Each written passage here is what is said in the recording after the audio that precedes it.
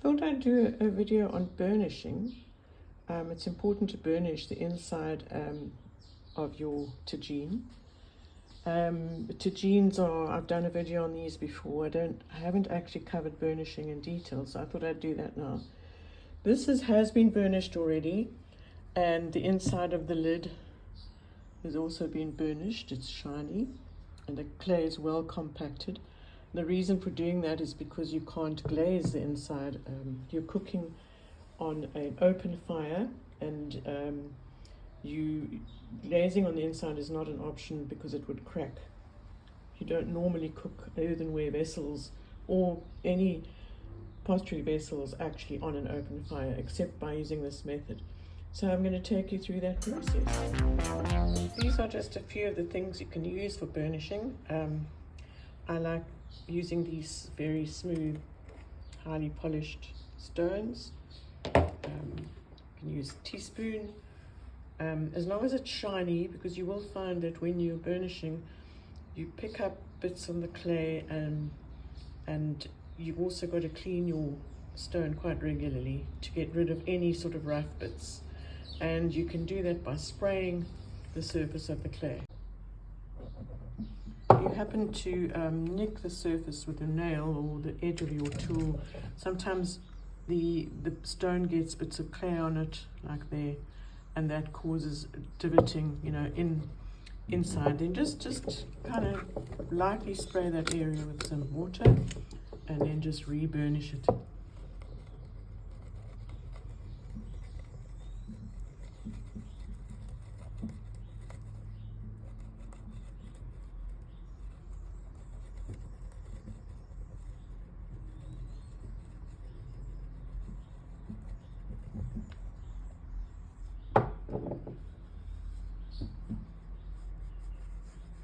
Leave it to dry and then give it another shine up a bit later on. You can see the shine now, and it's really smooth, like sort of squeaky as you run your finger over it. It's a case of rubbing until the whole surface, inside, around the rims, on the top here. See you in about 3 hours. Okay, there. Now that potentially is a hole which food can get into because you're cooking in this. So you need to seal that. I have to now add a bit of clay to that because it's quite deep.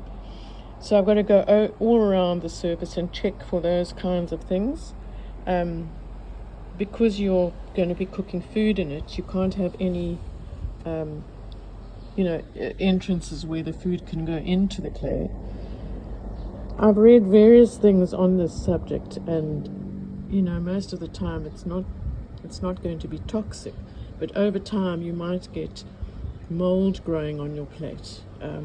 That's also not too serious if you're careful to clean it out properly and then bake it in a hot oven for an hour with oil in. And you bake out all the potential mold that's in there. But generally, it's better to do this up front when you're making the pot. So to remove the divot, I'm just going to scoop it out.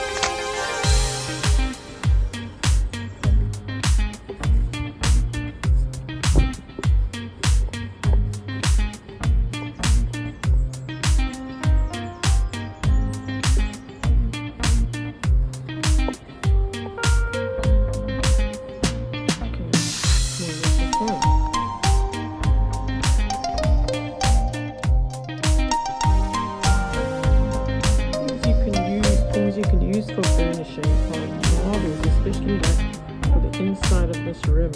It's the right size to get in that groove there. I've seen people use spoons, the back of a spoon, which I'm going to use for the top because the marble is just, it's not quite right for the whole surface. It will do the sides, but then that inner thing there is what you need to get in. It's starting to look quite shiny, and if you can see,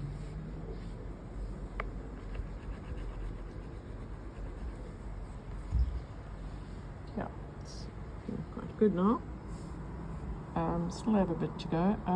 It's taken me about 40 minutes so far.